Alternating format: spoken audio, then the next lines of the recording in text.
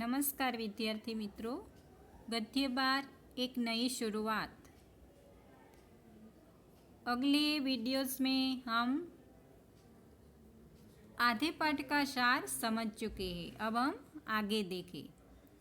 हमने देखा कि मानव प्रक्षेपण यंत्र की दूसरी इकाई जो है, दूसरा भाग जो है वह ठप हो जाता है और प्रक्षेपण यंत्र का नियंत्रण कक्ष फेल हो गया। तो प्रोफेसर रमेश का तरंग स्वरूप शरीर अपनी गति खो बैठा और वह हवा के बहाव के साथ प्रयोगशाला के पीछे एक नाला जो बह रहा था वहाँ उड़ गया। अब नाले के किनारे बनी झुग्गियों के बाहर काफ़ी चहल पहल थी। झुग्गियों यानी गंदी बस्ती की जो झोपड़ियाँ है उसे झुग्गियों कहा जाता है, झोपड़ियाँ। तो वहाँ क्या देखा कि अभी अभी शराब पीकर आए दो लोग आपस में गाली गलौज कर रहे थे। पास में चेचक के दो मरीज लेटे हुए थे। चेचक यानी शीतला रोग जिसे कहा जाता है कि एक प्रकार का वायरल इन्फेक्शन है जो पानी के माध्यम से फैलता है और इससे पूरे शरीर में इस तरह फफोले पड़ जाते हैं और इसके साथ साथ मरीज को बुखार, उल्टी, कमजोरी आदि की शिकायत भी होती है। उनसे थोड़ी दूरी पर बैठे बच्चे खाना खाने की जिद कर रहे थे। बच्चे भूखे थे, खाना खाने की जिद करते थे और उनकी माँ पास में जल रहे चूल्हे की गीली लड़कियों से जूझते हुए अपने बच्चों को डांट रही थी।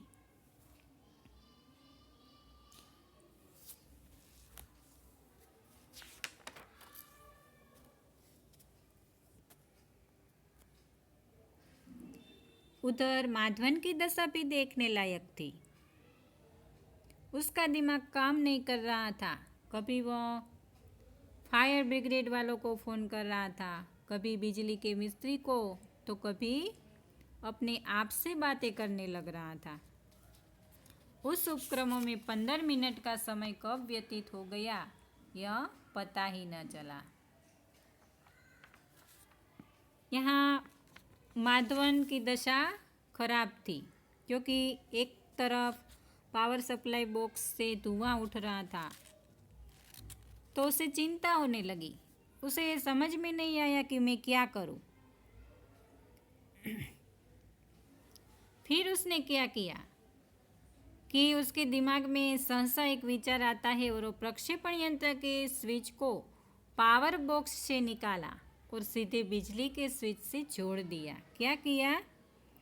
माधवन ने प्रक्षेपण यंत्र का स्विच था वह निकाल कर उसे बिजली के स्विच से जोड़ दिया और देखते ही देखते कमरा रोशनी से भर गया और मानव प्रक्षेपण यंत्र जो था वह फिर से सक्रिय हो उठा। यह मानव प्रक्षेपण यंत्र फिर से कार्यरत हो जाता है और क्या होता है कि संयोग की बात तो यह थी कि प्रोफेसर रमेश का शरीर अभी भी नियंत्रण कक्ष की सीमा में था। इसलिए मशीन की कार्यप्रणाली जैसे ऑन हुई कि शरीर की वे तरंगे रिसीवर की ओर घूम जाती है और कुछ ही क्षण में तरंगे जो है वह प्रक्षेपण यंत्र द्वारा रिसीव कर ली गई और उसकी कार्यप्रणाली पुनः उन तरंगों को अपने मूल स्वरूप में परिवर्तित करने लगी और माधवन जल्दी से रिसीवर के चेंबर के पास पहुंचा और उसमें लगे बटनों को दबाने लगा। तो जैसे ही मशीन की कार्यप्रणाली ऑन होती है तो वे तरंगे रिसीवर की ओर घूम जाती है और माधवन सहसा अपना काम शुरू कर देता है।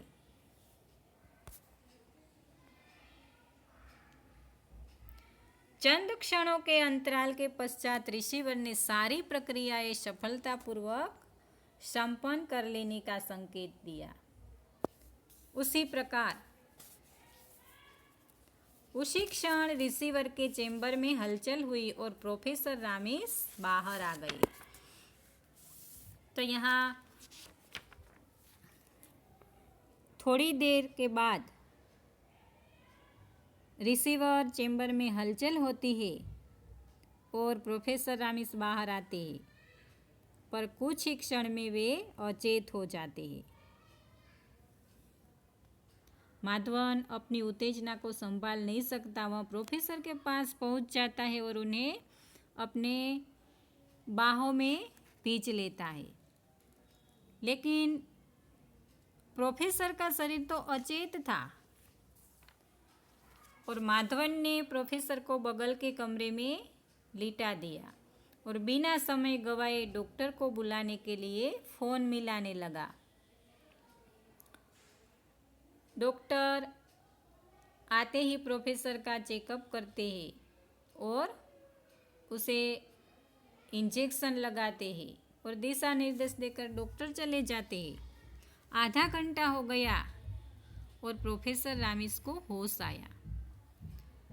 प्रोफेसर रामिस होश में आए तो माधवन की जान में भी जान आई। वह भी खुश हुआ और खुशी से कहता है कि बधाई हो सर, आपका प्रयोग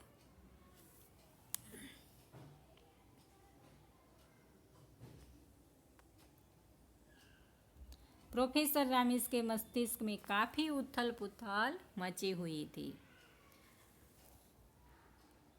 अब जो प्रोफेसर रामिस है उसके मन में तो कई प्रकार की उलट पलट थी, क्योंकि उसने जो दृश्य देखा था नदी के किनारे, वह गंदी बस्ती वाला, उसके विचार में वह थे। उसे लगा कि ये जो वर्षों की मेहनत है, उनका जो ये महान आविष्कार है, उन्हें भारतवर्ष में ही नहीं संपूर्ण विश्व में प्रसिद्धि दिलाने वाला था उसका यह प्रयोग। तो दूसरी ओर कुछ ऐसे क्षण का अनुभव था जिससे वह थोड़ी देर पहले ही देख चुके थे कि वह नाले के संढात मारते पानी के किनारे बजबजती हुई मानवीयता ने उन्हें हिलाकर रख दिया। उन्हें अपना संपूर्ण व्यक्तित्व खोखला नजर आने लगा। मानव प्रक्षेपण यंत्र की प्रयोग प्रक्रिया के दौरान प्रोफेसर रामिस जिन स्थितियों से गुजरे थे, उन स्थितियों ने उन्हें बेचैन कर दिया था। उनका जो तरंग में परिवर्तित शरीर गंदे नाले और उसके पास की दुनिया में पहुंच गया था, तब उसने वह गंदे नाले के किनारे बज जाती जो मानवीयता देखी, उन्हें देखकर वह दंग रह गए। और जब वह चैम्बर से निकले तो उन्होंने निश्चय कर लिया कि अभी तो उन्हें देश में लाखों नागरिकों कुपोषण से पीड़ित थे, उसे बचाना चाहिए। इसलिए माधवन जब कहता है कि बधाई, आपका प्रयोग सफल हुआ, तो प्रोफेसर रामिस को खुशी नहीं होती और उसी क्षण माधवन की बात उसके कान तक पहुंची। उन्होंने रामिस की बात बीच में काट दी। प्रयोग? कैसा प्रयोग? अभी तो मुझे अपना काम शुरू करना है। इस देश के लाखों नागरिकों को कुपोषण से बचाना है। उनको जीवन की न्यूनतम सुविधाएं उपलब्ध करवानी है। यह बहुत बड़ा काम है और अभी तो इसकी शुरुआत होना भी शेष है। ऐसा कहते हुए रामिस खड़े हुए और कमरे से बाहर निकल गए। और रामीस कहते हैं कि हमारे देश के जो लाखों नागरिकों को कुपोषण से बचाने और उनको जीवन की न्यूनतम सुविधाएं उपलब्ध करवाने का काम अभी बाकी है। यह काम जो मानव प्रक्षेपण यंत्र प्रोजेक्ट के प्रयोग से अधिक जरूरी है। इसलिए प्रोफेसर रामीस ने अपने ड्रीम प्रोजेक्ट का जो प्रयोग था वह छोड़ देने का निर्णय किया। इससे माधव हैरान परेशान होकर उनके पीछे भागा, क्योंकि उसे यह समझ में कैसे आ सकता था कि इस दुर्घटना के दौरान प्रोफेसर रामीस पर क्या बीती थी और किन हालत में वे इतना बड़ा फैसला लेने में सक्षम हुए थे। तो इस तरह प्रोफेसर रामीस कहते हैं कि अभी तो उन्हें अपना काम शुरू करना है। देश के लाखों लोगों को कुपोषण से बचाना है और ऐसा करते हुए वे कमरे से बाहर चले जाते हैं।